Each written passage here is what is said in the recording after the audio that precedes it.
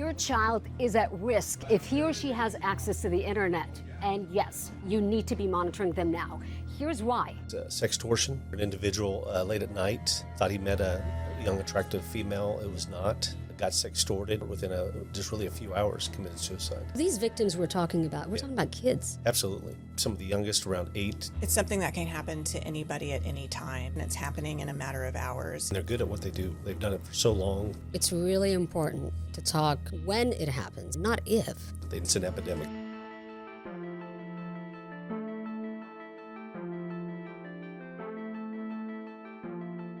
It's great to have you guys here with us. I told everyone to be on their best behavior. The FBI is in the building, so.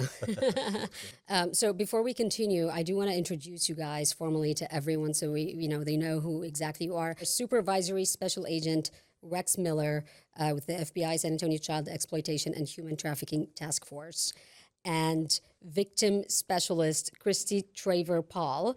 Correct. Yeah. I mean, I've prior to the bureau, I did. For 10 years, worked in accident reconstruction and engineering. And then when I transitioned to the FBI, I got on a cyber squad. And then from the cyber squad, at that time, we worked with Innocent Images. It was part of that cyber squad. And that's really the trafficking of child pornography on the internet. And then to now, we have our own section in the FBI, and it's the Violent Crimes Against Children and Human Trafficking section. So I've done that now for close to 21 years. And Christy, you're sort of the first point of contact. You work directly with victims' families, not necessarily the children. So yes, I am a victim specialist. So my role with the Bureau is to provide support and victim rights to victims of any crime. My background and prior to coming to the FBI is a clinical social worker. I don't do counseling with the FBI. That's not my role. My role is more crisis support, case management, humanize, I guess, the investigation. So most of the time, we're going out as teams. When that person is located and apprehended or identified, the agents will get in their devices, and that's when they start locating the people that person has been in contact with, the children that they've been talking to. So explain to me and to everyone just what sextortion is. They meet someone on a social media site, and then once they do that, within that same night, they'll share images. So they think a lot of times they're talking to someone their age, and they already have sexually explicit videos or images of somebody that they've already scammed, and they'll send it to this new victim. So that victim thinks they're talking to this young child or this other minor. And so then that new victim sends videos. And when they of do themselves. That, so they convince the child to send nude videos of themselves. Yep. And they record that and they screenshot it. And during that whole process, they have a lot of times their Instagram accounts, who their friends are, and it goes from there. And they immediately send a picture back of themselves in a very compromised position and say, hey, start sending us money and do it right now.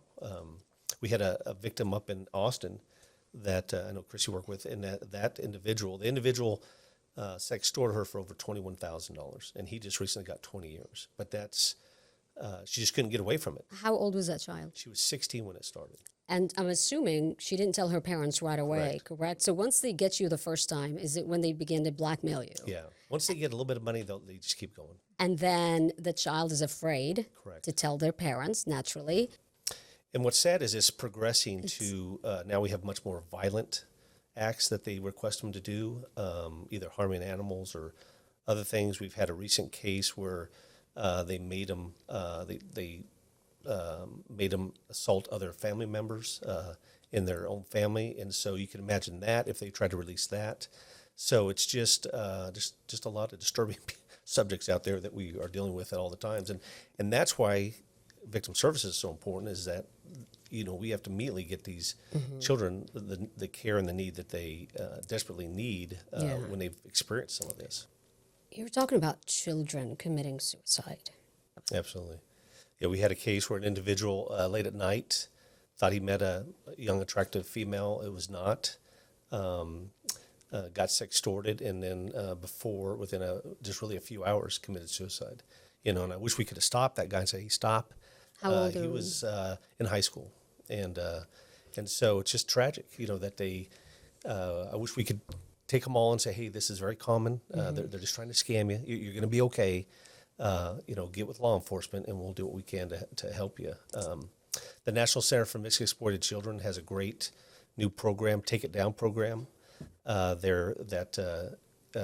can, if they're trying to be sextorted, they can assist to try to get those images from not being pushed back out, and so they're doing a great job as well. We went from child sex trafficking, which is something that is very common, especially here in Texas with the I-10 corridor. But you were saying that a lot of the cases that you guys work are actually happening here in every neighborhood with all sorts of children. We've seen the biggest change in the FBI recently, that I've seen in my career working crimes against children is the two things: sextortion. It's with the devices that these kids now have, where they meet somebody online who they think is their same age or like their same age, ends up not being someone of their same age. They share videos they shouldn't share, and then they're sextorted, saying, "Look, you're going to give me money, or I'm going to post these online to your family, your friends."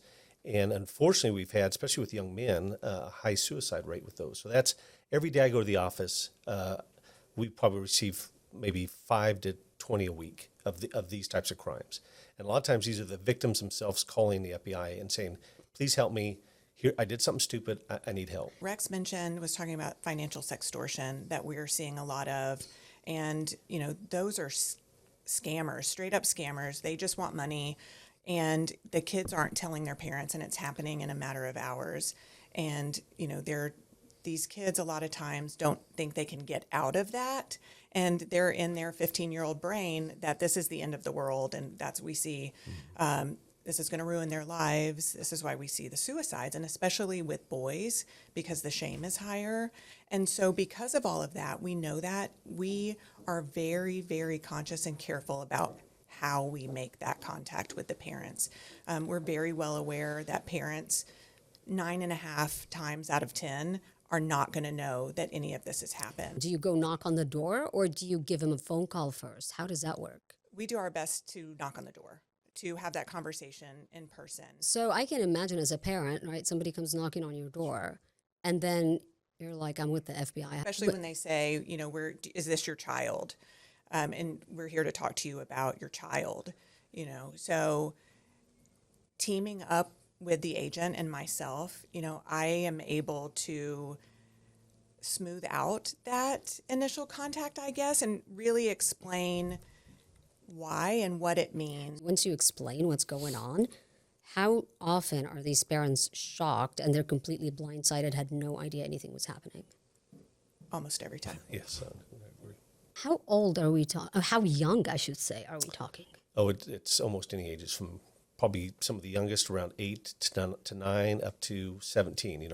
After they're 18, they're adults in the federal system, so we don't investigate those. Give me an example of like an 8-year-old that you have had a case on for child sextortion. Yeah, family gave her an iPad. She was playing a game.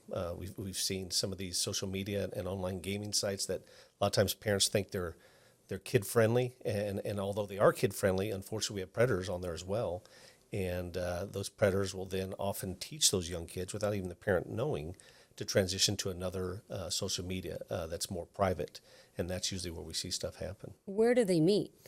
They can meet anywhere. I mean, we've seen people use Roblox is a very popular game.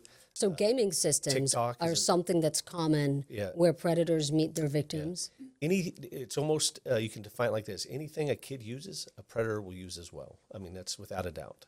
There's some of the predators out there are typically some of the most advanced people when it comes to technology. They latch on to some of the newest technology more than any other people. And so the FBI is always trying to stay up with that same type of level of expertise so that we can investigate them and go after these individuals. But it's never, when I first started in the FBI and we worked crimes against children, we were always doing investigations dealing with laptops, computers. That was 99% of our violation that we worked. Now it's almost 100% cellular based. It's cell phones, tablets, things of that nature, social media. The child pornography that was produced back in that time was produced by pedophiles, typically. Now almost 90% of it's produced by the victims themselves, either at the behest of the subjects or for their own desires to post. So it's changed. We've adapted to that change, and now that's how we do our investigations. I feel like there might be a myth out there or a stereotype in people's mind that this only happens to maybe areas that are impoverished or a certain group of people. Is that the case? Are those a majority of your cases, or is it something that can happen to anyone at any time? What do you see? It's something that can happen to anybody at any time.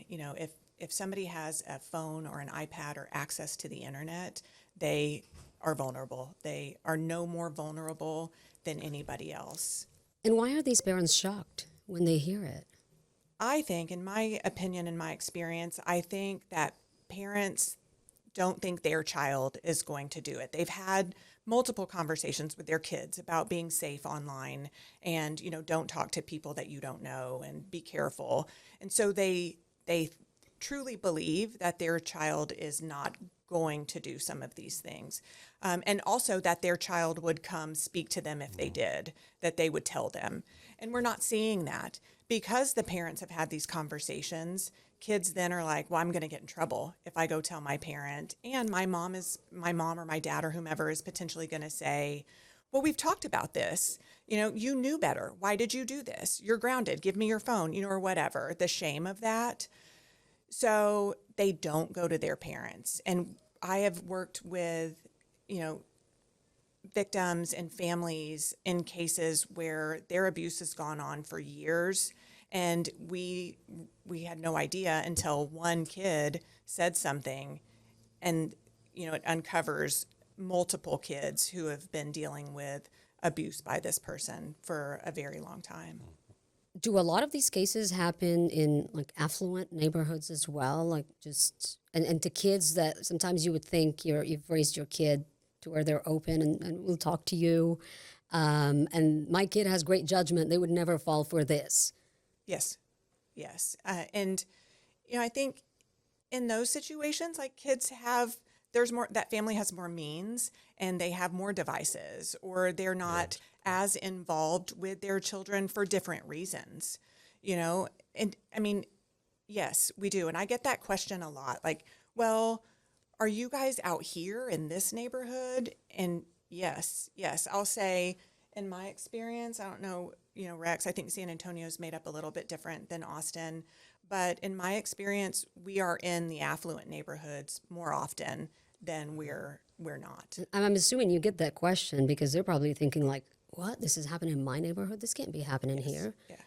But it is, because these kids are victims at the end of the day. It's not that they're bad kids. And it's the person on the other end of that chat, that encounter, that is manipulating them. And they're adults. And they're good at what they do. They've done it for so long. They know how to quickly get what they need from these young kids, and they do it quickly. So you can be sitting there in the living room watching TV with your child, and right next to you, this could be happening to your kid. Chatting online. So what do you do? Especially you mentioned that some of these parents have already had the conversation before, and so it scared the kids away. And I think about those sort of things with my 4-year-old now. I know she's so young, but I feel like kids nowadays too are not like when we were growing up. They have a much deeper understanding for some reason of life. And I think because they're exposed to so much more technology than we were growing up.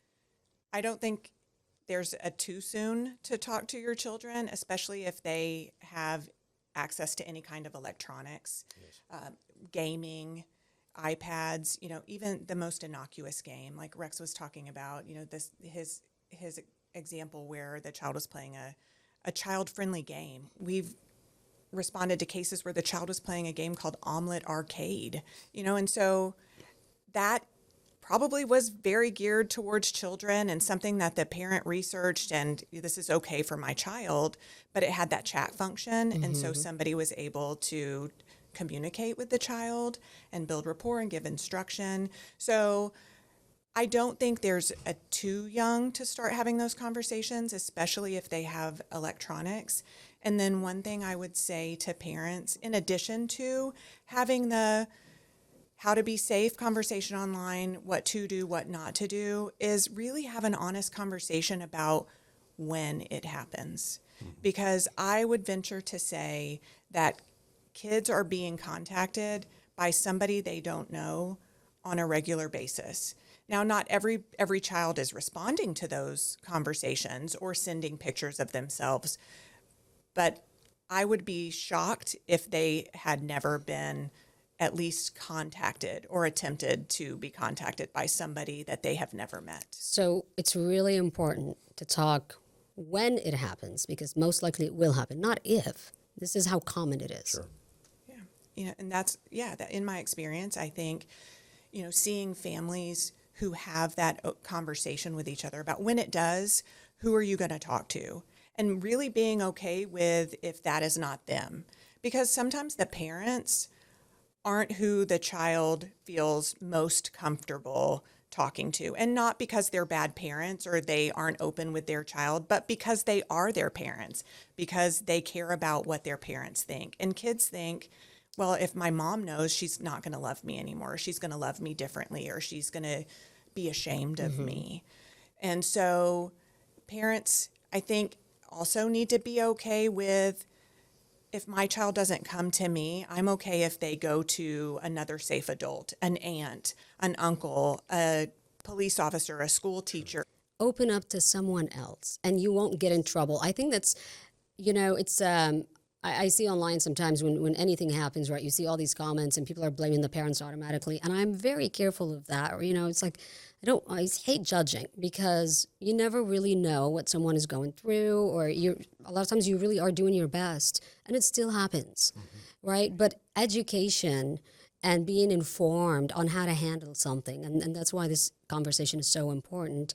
Yeah, it's a challenge. I think that's why we get so many reports from the children themselves calling the FBI. That probably half of our sextortion leads that come in are kids themselves calling, because they don't want to go to their parents. They don't have that other trusted person they can go to. Very few go to their parents, and then their parents call the FBI. It's the other way around, which again makes it a little bit more difficult for the FBI, because we really have to deal with the guardian in that case. I'm impressed they even call the FBI. How do they know to call you guys? Did they ever tell you? FBI.gov, they just go there and go from there. Some will go through local law enforcement as well. We'll see that in the report, and but others will just call that the FBI number. So should this conversation be watched by kids? Not just the parents, but by kids, so they can understand the reality of things, maybe, and also who to call. Sure. Yes. And feel comfortable and not feel ashamed. It's an epidemic. There's so many of these. Just to give you an example, just our squad in San Antonio, and I have some agents up in Austin. Probably this year we've received probably close to 320 leads just with regard to sextortion. 320. So that's, I think we have 8 or 9 agents that in San Antonio that are trying to work that. That's how many we get. And that's not counting other types of violations. So every day we come in, I look at the leads, I sign them to agents and say, contact their parents, let them know about the National Center for Exploited Children. And if it's at a higher threshold, then we might open up that case. It all depends. What's the most common age a predator tends to target, or that you see? Probably around the 14, 15, up to 17-year age is probably the most that we get. A 10-year-old or under probably wouldn't know to call the FBI. Sure. So the best thing would just to be really get them comfortable to talk to someone, just an adult. Somebody who's going to talk to their parents. And then also normalizing for parents to call the police, because I think there is that innate shame factor of, I don't want anybody to know that my child, got involved in this, or I don't want anybody, I don't want it out there. I don't want my family to know, what have you. And, normalizing it for the parents also, because one thing too that we stress first, as soon as we introduce ourselves and explain why we're at the door, the first thing we say is that your child is not in trouble with us. So that being said, out to the public too, to kids, to parents, if you come forward to the FBI about something that's happening to your child, regardless of if your child sent something on their own, they are not in trouble. They are the victims. They were coerced by somebody else to do what they did. Yeah. And the nice thing too, when they do report, we can kind of start building up commonalities of those types of offenses. Are they using the same social media site? Are they using the same email address, same phone number? And we can kind of build upon that to see if there's ways we can start building a bigger case. Because often these times these kids gave $25 to an Apple card or $50 to a Visa card. You know, they're not big crimes that typically the FBI would get involved with. But when we start grouping them together, and we can say, okay, this email address here is associated with now with $15,000, something like that. And then we can start to say, okay, this is this person reside in the U.S. or outside, and we can bring that up to a level that we want to investigate and maybe take to a different level. So is this a business or is this an individual? For some countries, it's sick a business. fetish or something? Yeah, there's definitely some countries out there that's what they do. So this is international as well. Yeah, You're absolutely. looking at We get a lot of our sextortions come from third world countries that we're having to deal with, and then some are local as well, and some are cross state. So how do you deal with international ones? Who do you work with, and how do you track down that person? And how do you go the jurisdiction across across Well, countries? that's the blessing with the FBI is we have a very good legat system, and that's where agents work overseas, and then they work with they build that relationship with those foreign law enforcement officers, and so then if we find someone from another country, we oftentimes will send a lead to that country, to that legat, and say, this is what we've uncovered. Are you able to work with your local law enforcement to try to assist us in this investigation? And most times we have success. Some countries we won't have success. And then when that happens, then they move on and arrest that person in their country and take care of that case? Sometimes, if we're fortunate, yeah. Sometimes we'll get them extradited. We've had some that did some of the sextortion early on where the victims committed suicide. They went after some of those individuals that were overseas and then brought them back for prosecution. So that was a good success, but it's unfortunately when one leaves, another one hops right in, and we don't see much of a drop in that violation. Once you have a case, which you said it could take years, right? I mean, it could take years before you can even approach the victim's family, correct? What we're seeing, this is why how this is kind of growing. We may have a subject who's very good at grooming these kids, and once let's say we arrest a subject, we do the forensics on the phone, then all of a sudden we say, well, here's this victim, and it's not uncommon to have 10, 15, 30 victims. We had just up in Austin a young subject who was military have over 30 victims, and so think of now turning that over to our victim specialists and say, okay, here's 30 victims. We need you to reach out, get impact statements on, and all the stuff that they do, and that's where it takes a lot of effort and work. How often are these cases linked back to like a syndicate, organized crime? I don't think much to that. I think they definitely, a lot of them link back to a country, and then within that country, just a group of people that have taken advantage of this. It's kind of like the early on Nigerian scam that we've all started off with fax machines. They have now gone to phone scams to emails. They moved on to emails and now to sextortion. I mean, it's and then we are seeing on some of these sites some of the child pornography that they've had these kids produce. They're now selling. It's just a big circle that we try to break that up as best we can. It's a big business. It can be, absolutely. So if there's think of the money that's out there that they're doing it all the time, not only in San Antonio, Austin, but throughout the whole U.S. and other countries as well, I'm sure. What's also interesting is that from what I heard you guys say, like these predators don't just stick to one victim. They have more than one victim oftentimes. Yeah. Right? And the Nigerian, I think the ones that come back to other countries or Ivory Coast that we're seeing that are targeting for financial gain, they're getting $5, $10 from each kid. And if the kid says no, they move on to another child. They aren't in it for the sexual gratification or the image itself necessarily. They're in it for the money. Sure. And I don't think a lot of kids know that. And they're threatening to share their images. How often do they end up sharing those images? Does it happen? That does happen, which again, just prepare. That's where the victim should, hey, it might happen. Like they find their common friends and then Yes. they send it out to them? Is that how? Yeah. And one thing I don't think we realize as adults and as parents is that these predators, these perpetrators, these subjects get information from our pages too, from parents' pages, because our kids are, we're all linked, like you can, well, my page is locked down, I know how to do all of the security. Right, you guys things, are trained but, I well, mean, yeah. we're connected to our family members, our friends, those kinds of things. And it doesn't take long for somebody to look at your friends list and say, oh, these people have the same last name or what have you. This must be mom and grandma, and deduce some of those. And parents, I think parents sometimes are a little naive in that, well, I don't need to set my security settings like my child would because I'm not going to be targeted by somebody. And so some of the things that they post, whether they know it or not, can be seen by the public. And parents are posting pictures of their kids at soccer or getting an award or at being in the church youth group. And so perpetrators are able then to say, oh, I can see they go to this school. I'm going to Google that school. And I've just found the coach of the soccer team, and his name is whatever, John Smith. And so then we make it very easy for them. And a lot of the times it's not the child's page that they're getting the information from, it's everybody else's. Wow.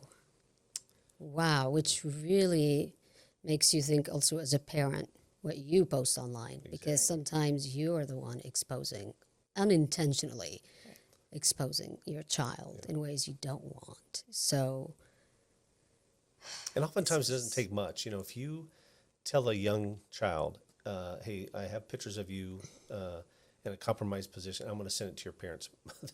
That's for enough. most of the kids, that is enough to say, what do you need? And then some will say, hey, I'll send it to your friends at school. I have the following people that, and they just will do whatever. And so that's where we just got to get the message out to these young kids.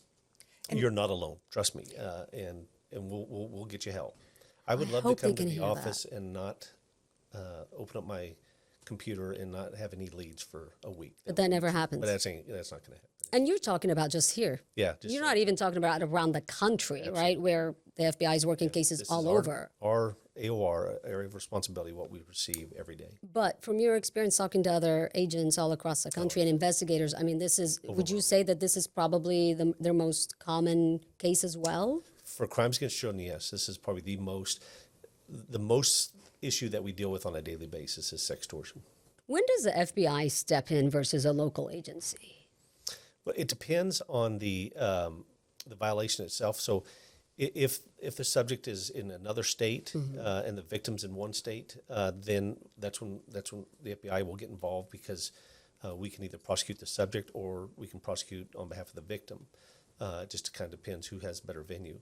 If a subject has multiple victims, then typically where that subject resides, then that state or they'll take the case in that point. And the FBI can do that. A lot of the local law enforcement will request our assistance at that point, because it gets to be overwhelming to have victims in so many other states. So, and I hope I'm not putting you on the spot by asking this, Rex, but you're a dad yourself, Sure. right? You have 2 kids, you told me, that are in their 20s now. So you've been through their teen years, and social media was around at the time. How did you deal with it? How did you handle it? Did you find yourself going home sometimes and this is really weighing heavily on you? I mean, I know you've seen so much, but... Well, it'd probably be a good interview to interview them, because they would tell you that I would tell them some of the war stories that I encountered, so that scared them some. And we just, my wife and I just made a deal that they could not have social media until they were, I think, some 18 and 16, just to they're more mature. And I think you're starting to see more of a move of that, where parents are saying, no social media until a certain age, because it's just too consuming for them. It's too much pressure on them, I think, at that young age. Let me ask you this. There's been a lot of pressure on social media companies, right, to regulate more, to protect children, because these are being reported all the time now, where they go out and meet and then like actual physical assaults happen and all of that as well. But would you say the most important aspect first, it starts at home? Absolutely. You've got to, as a parent, it's easy, I think especially my generation is older. The phones were new. They're a great way to communicate with your kids. Hey, where you at? What are you doing? And I think this next generation that grew up with these phones and grew up with social media will be much more protective of their kids because they'll be like, no, I know what I did. You're not going to have social media until you're 25. You know what I mean? So it'll be interesting to see where that goes. But do you monitor that? Should we monitor their phones and have that? Like I know people personally, but they're open about it with their kids. absolutely. So. Yeah. But I'd be worried, like, does that break the trust with the child? Rex, you said something the other day that was profound to me. Like, would you let your 13, 14, 15-year-old child travel across the country by themselves and navigate that world? No, you're doing that. You're letting them do that with a phone in their hand. They can talk to anybody on the other side of the world, on the other side of the country, the same way.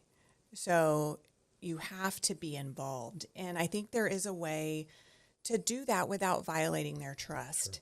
Sure. And, kids need direction and, consistency and rules, and having those rules in place that they know mom's going to look at my phone. I don't think it needs to be secretive. I think it's something that can be out in the open.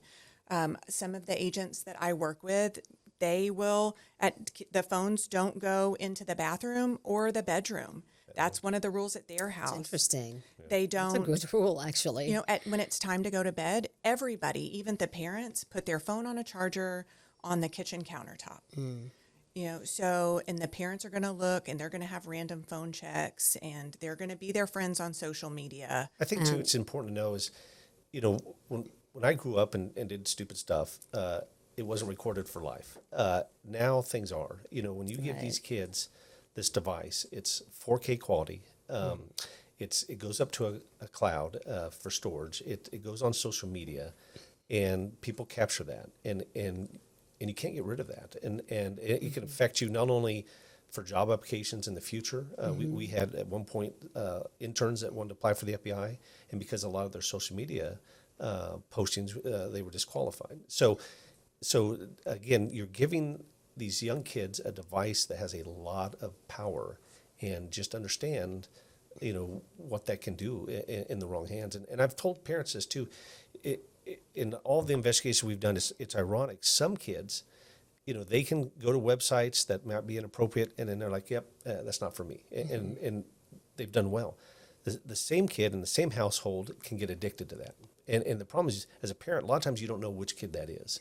And so that's where, you're trying to trust your kids, but you need to, at that same point, is also be involved. And just like you'd be involved in sports or their academics, is you're going to be involved in their social media, who their friends are, who they're talking to, and make sure that they're meeting the standards you set at the home. Once pictures are out there, once you crack a case, is there a way to retrieve those and take them off the internet, or once they're out there, they're out there? They're out there. I mean, I've seen some of the same horrific files and videos from when I first started the FBI to when, because I still do some forensics back in. I don't do as much now as a supervisor, but when we do a subject's computer, we still see some of those same files being shared over and over again. So. That's sad. And he mentioned the National Center for Missing Exploited Children's Take It Down campaign. They do have a website. It's takeitdown.NC, National Center Missing Exploited Children.org. And kids who have images that they've taken of themselves, they can upload those into that resource, and it'll input it as a hash value, and it'll scrub the internet for those and take it down. Now, that doesn't mean it's going to be gone forever, but it does give some power and some control back to the kids. Tell me that website again. Takeitdown.NCMEC, so National Center for Missing Exploited Children.org. Excellent. And the National Center for Missing Exploited Children has incredible resources Absolutely. for parents and trainings and, all of that, from little bitties all the way up to teenagers. So I want to wrap this up with the best resources for kids. I'm not even talking to parents yet, but if you're a teen, you're watching this and you hear this, number one, your advice to them. And number two, if you feel like as a child you've been caught into this, you're now wrapped up in it, what do you do and where to go and the best and fastest way to get this done? My number one advice to teens would be you can say no. If somebody is asking you to do something that makes you feel uncomfortable or that you would not normally do, you can say no, you can block, and you can delete. I think, because they didn't grow up with stranger danger, and strangers being somebody you see with your eyeballs across the street, or the creepy guy at the mall. Strangers technically are every single person online that are not their friends at school, that they've never met. And when somebody can communicate with them via chat on whatever application they're on, it chips away at that strangeness. It makes them think that they know that person, and then they feel compelled in some way. And I would even say, and Rex, I would probably agree that this has become normalized for these kids. Back when we were younger, we didn't do things and there wasn't social media, thank goodness. But as time has evolved, different things have become normal, and it is not the same as it was back then for you to take a picture of yourself and send it to your boyfriend or send it to somebody else. I have a feeling there are going to be a lot of kids watching this and they're going to be like, it's too late to say no, I'm already in this. Sure. Where do you call? Where do you go? You can go to the FBI.gov, and that'll lead to where you can report, a crime, and we will take that information, like I said earlier. So FBI.gov, maybe tips.fbi.gov. Yeah. And you won't be in trouble. No, You will not be in It's trouble. so Trust important me, to know you are a victim in this. Yeah. You will not. They're here to protect you. And we have an entire team, an entire multidisciplinary team that comes together to respond to these cases. Anytime there's a child involved, we do not just go out willy-nilly. Like, we sit down, we have a conversation with each other about how is the best way to approach this. And we are going to be very mindful about how we do that. Yeah. I wish I could share what these kids, when they write in, they're like, it's funny what they say. Like, I was stupid. I knew better, but I did it anyway. And it breaks my heart. I'm like, hey, we know that. Don't worry about it. And they want help. And I'm telling you, we're here to help you. Yes. And I need them to know they are not alone, that they're not the only one that has done this. And so this is not the end of the world. We do not think this is the end of the world for these worthless people out here who are trying to take advantage of you. Can we echo that message to parents as well? Parents, you are not bad parents. Yes. You're doing your best. We all go through things, and to also not be ashamed to call and report if you do find out. Yeah. What's the best resource for parents, real quickly, because we got to wrap it up? I'd probably say the National Center for Missing Exploited Children. We have agents that work there, support that work there, and they do a tremendous job in protecting children. And from there, you can probably find a lot of other resources. Yeah, and we partner with them, and if something's reported through them, it comes to us as well. I knew this was going to be a really long talk because it's just such an important subject. And it relates to everyone. I had so many more questions. Sure. We didn't even really talk about the actual trafficking part of it yet. So maybe that will be another discussion for another time. But thank you so much for coming and being so open. Sure. And really, I think the goal at the end of the day is that everybody leaves this feeling hopefully more confident in how to tackle this. It's the only way we can do it. So I hope so. Thank you for driving all the way out here as well. It's great to see y'all. Thank you.